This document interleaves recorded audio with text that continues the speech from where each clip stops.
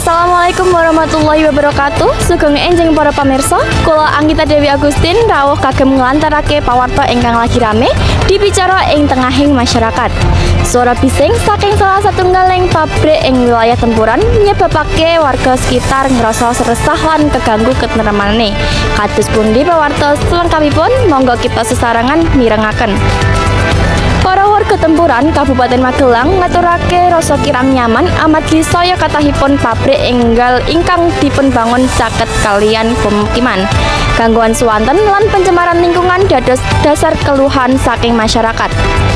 Warga Dusun Banjarsari saha sakitaripun ngaturake keluhan amargi pabrik-pabrik punika ngasilake swanten bising saben dinten. Serta wonten dugaan pencemaran hawa lan toya. Kahanan punika sampun katingal wiwit April 2000 selangkung nalika pabrik enggal wiwit operasi. Pamarentah Desa Tempuran sampun ngadani mediasi kalian pihak pabrik. Pihak Pamdes nyuwun supados perusahaan saged tanggung jawab dumateng kahanan lingkungan saha mboten ngganggu rasa nyamanipun warga.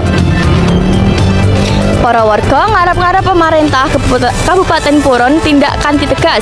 Pembangunan industri pancen wigati, ananging kadah tansah njagi kasarasan saha kenyamanan warga.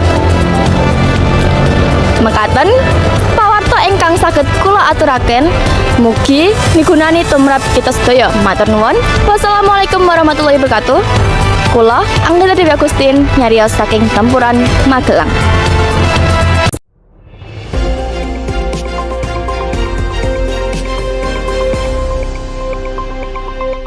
Audio Jungle.